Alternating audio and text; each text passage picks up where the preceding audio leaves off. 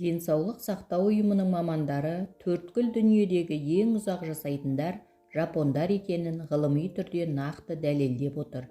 Баршаңызға сәлем, 1001 кеңес арнасында ұзақ өмір сүрудің жапонша 11 тәсілімен бөлісетін боламын. Каналыма тіркелуді ұмытпаңыз. Ең алдымен оның құпиясы қандай? Жапондықтар неге ұзақ өмір сүреді? Ендеше оның сырына бірге үңіліп көрейік. Бірінші, қуырылған тамақты көп жемейді. Жапондықтар қуырылған тамақты көп жемейді. Күншығыс елінің тұрғындары негізінен пісірілген немесе қайнатылған тамақтарды жақсы көреді. Егер қуыратын болса, майды өте аз құяды. Дайын болған тағамдарды кішкентай ыдысқа салып қояды. Біздікіндей үлкен ыдысқа, дәу табаққа қою деген атымен жоқ. Үлкен қасықпен тамақ жемейді, немесе ішпейді. Олар кішкентай қысқа таяқшалар арқылы жеуге дағдыланған. Екінші, олардың сорпасы мүлде бөлек. Олар сұйық тамақты өте жақсы көреді. Бірақ біздікіндей емес. Біздің сорпаларда кесек-кесек ет пен картоп жүреді. Олардың сорпасына теңіз өнімдері мен балдырлар, әртүрлі шөптер салынады. Айырмашылығы осында. Теңіз өнімдерінде ағзаға қажетті заттар өте көп. Үшінші, күріш пен көкөністе пайда бар. Біздің сүйікті гарниріміз не? Картоп пен макарон, тағы басқа көзге үйреніп қалған шикізаттар. Жапондықтар гарнир ретінде күріш пен көкөністі көп таңдайды.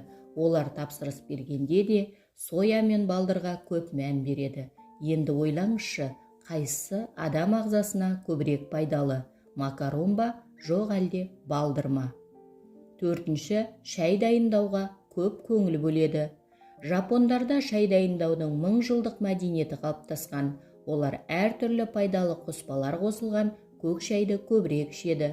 Олар шайды ұнтақ түрінде пайдаланады. Өздері өсіріп, жинайды, және оны сақтауының да сыры бөлек. Мұндай шай біз ішіп жүрген шайға қарағанда тиімді және сіңімдірек. Бесінші, балғын өнімді жеген дұрыс. Жапондықтар не жесе де сапалы, балғын, яғни свежий тағамдарды жейді. Олар 2-3 күн немесе 1 апта тоңазытқышта жатқан етті пайдаланбайды. Шартты түрде алғанда жаңа сойылған малдың етін дұрыс көреді. Бірақ ол жақта еттен гөрі басқа тағам дұрысырақ. Мысалы, олар балық жегісі келсе, ресторандағы кішкентай су астауында жүзіп жүрген балықты тікелей өздері көрсетеді. Аспаз клиенттің көз алдында оны сойып, балықты асып немесе буға пісіріп береді. Алтыншы, аз ішкен пайдалы. Жапондықтар ешқашан тоя тамақ ішпейді. Оларда тамақ ішудің сан ғасырлық өзіндік мәдениеті қалыптасқан. Күншығыс елінің тұрғындарында тамақты түк қалдырмай жеп қою әдеті жоқ. Тәбетің соншалықты ашылып тұрса да, тарелкада кішкентай етіп қалдыруың қажет. Жетінші, дәрігерге жиі бару міндет. Өткен ғасырдың 60 жылдары қабылдаған міндетті денсаулық сақтау жүйесінен кейін жапондықтардың өмір жасы ұзара бастады десек, артық айтқандық емес. Өйткені қабылданған заңнан кейін жапондықтар жылына 12 рет дәрігерге барады. Ол міндетті. Күншығыс елінің тұрғындары бұл талапты бұлжытпай орындайды және оны қалыпты дағдыға айналдырған. Сегізінші, жұмыс істеудің өзгеше әдісі. Қалада немесе ауылда болсын, біз барар жерімізге көлікпен жетуге тырысамыз.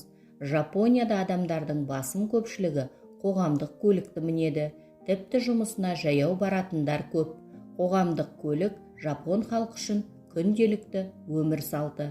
Күншығыс елі тұрғындарының тіпті жұмыс істеу тәсілі де бөлек.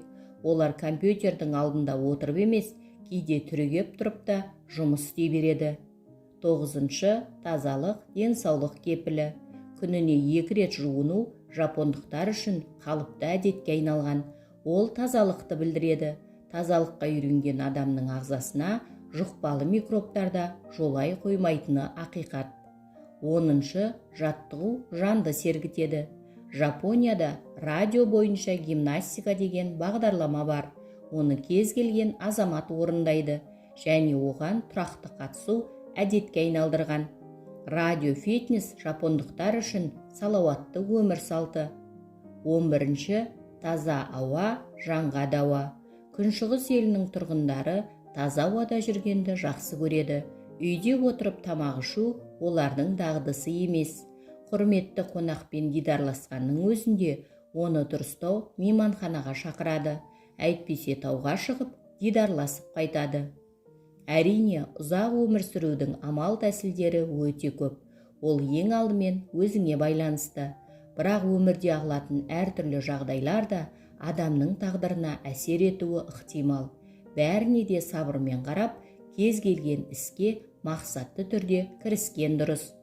Десек те, адамның ұзақ жасауына байланысты ғалымдар әртүрлі болжамдар айтады. Оның бір жақты рецептісі жоқ. Десек те, тағы бір әдіс тәсілдерін айтқанның артығы болмас. 1. Калориясы көп тамаққа тәбетіңізді тыйыңыз. 2. Күн сайын алма жеп тұру керек. 3. Қайнаған, таза, салқын су ішкеннің пайдасы көп.